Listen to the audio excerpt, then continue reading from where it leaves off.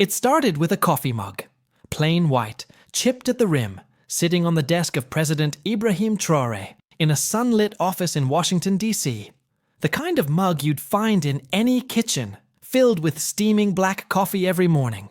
But today, it held something darker. President Ibrahim Traoré was reviewing security plans for an upcoming summit. His chief of staff, Laura Hayes, walked in with a folder. Behind her trailed a new intern, Jason Cole.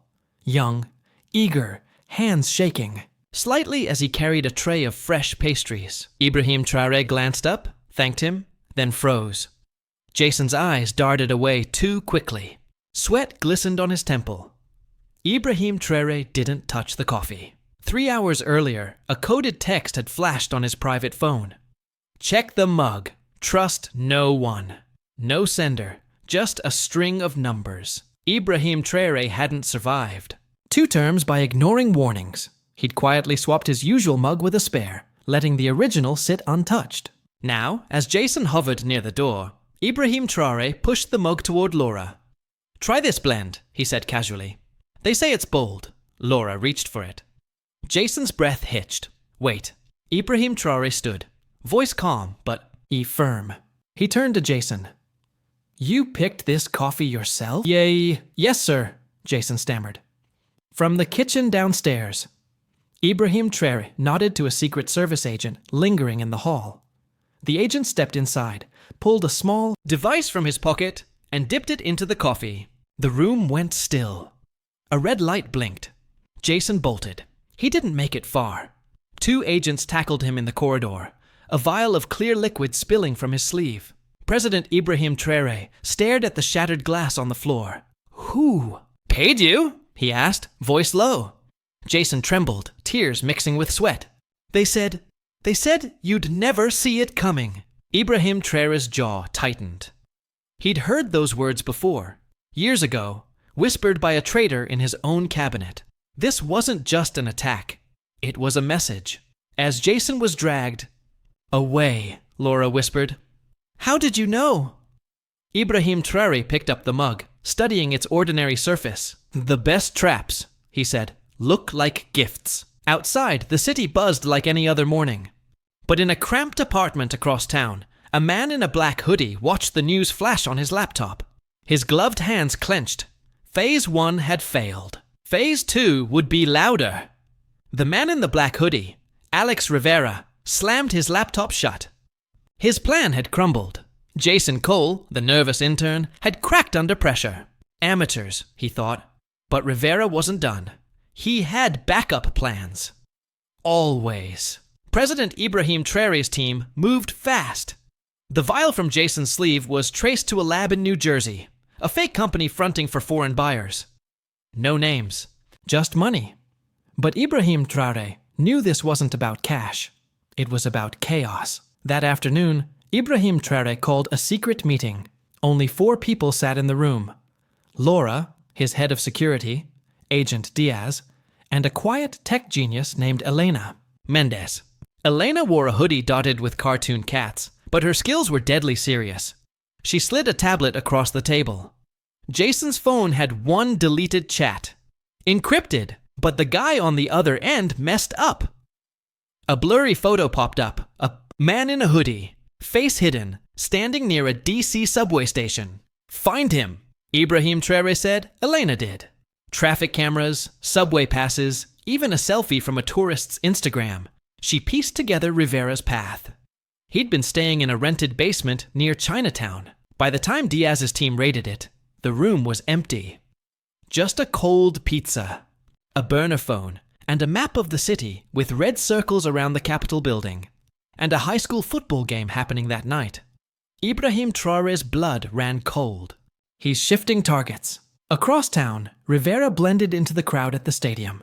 Thousands of fans cheered, unaware of the black backpack tucked under a bleacher seat. Inside, enough explosives to tear through metal. He glanced at his watch, 30 minutes until halftime. Until fireworks, but Ibrahim Traoré was already steps ahead. He'd quietly ordered extra security to every public event in the city. At the stadium, undercover agents scanned the crowd. One spotted the backpack. A bomb squad rushed in. Rivera watched from a distance, jaw clenched. He dialed a number. Phase 2 is blown. Moving to Phase 3. Phase 3 wasn't in DC. It was quieter, smaller. A charity gala for veterans, hosted by Ibrahim. Traoré's oldest friend, General Paul Briggs. The kind of event nobody would expect to hide danger. Ibrahim Traoré stood at the podium that night, praising heroes. But his eyes scanned the room.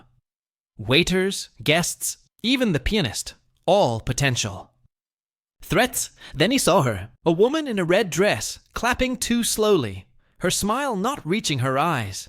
As she reached into her clutch purse, Ibrahim Traoré stepped away from the mic. "Check the exits," he whispered to Diaz. But the woman wasn't holding a weapon. She was holding a phone. A single text lit up the screen.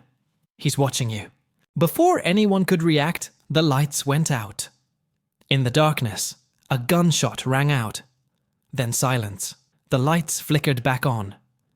President Ibrahim Traoré stood unharmed, but General Briggs lay on the floor, clutching his shoulder.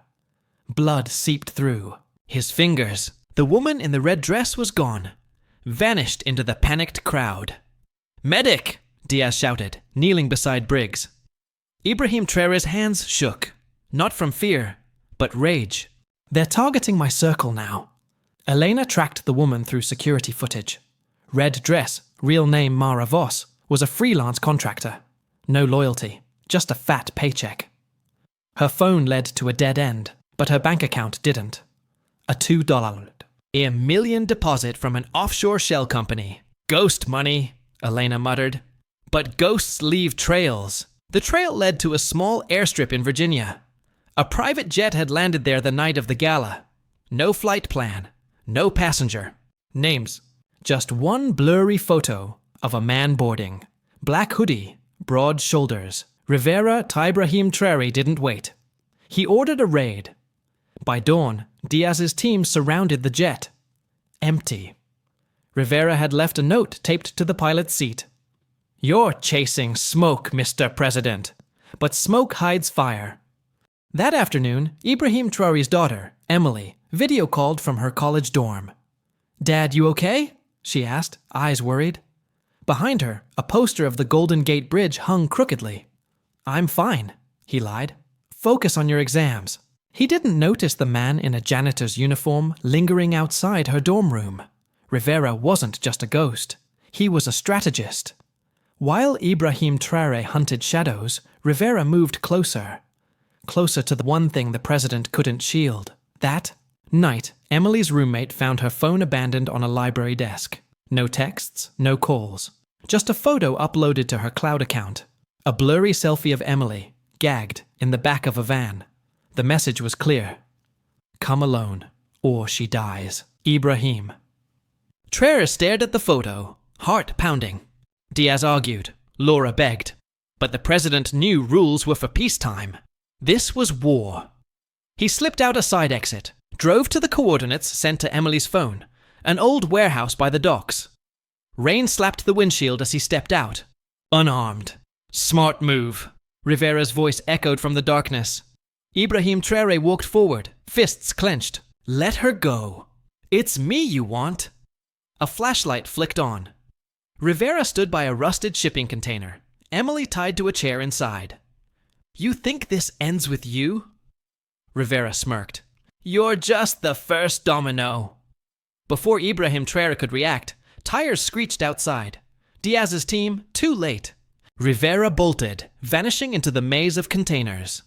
Emily was safe, but as Ibrahim Traoré hugged her, he spotted a sticky note stuck to her jacket. "Next time I won't miss." The dominoes were still falling. President Ibrahim Traoré didn't sleep. He sat in the White House Situation Room, staring at Rivera's note. "Next time I won't miss." Emily was safe upstairs, guarded by Diaz, but Ibrahim Traoré knew Rivera wouldn't stop. The dominoes were still lined up. He just had to find the first one. Elena hacked into Rivera's offshore accounts, tracing the $2 million payment back to a shell company in Dubai. But one name kept popping up. Victor Holt, a retired senator with ties to private military groups. Holt had hated Ibrahim Traoré for years, blaming him for a failed arms deal. "He's the money," Elena said. "Rivera's the muscle." Ibrahim Traoré's phone buzzed. Unknown number. A photo of Holt's mansion lit up the screen. Then a text. "Come finish this." Laura gripped Ibrahim Traoré's arm. "It's a trap." "I know," he said, "but traps work both ways." Ibrahim Traoré didn't go to the mansion. Instead, he leaked a fake news story. President Ibrahim Traoré to visit Veterans Hospital tonight.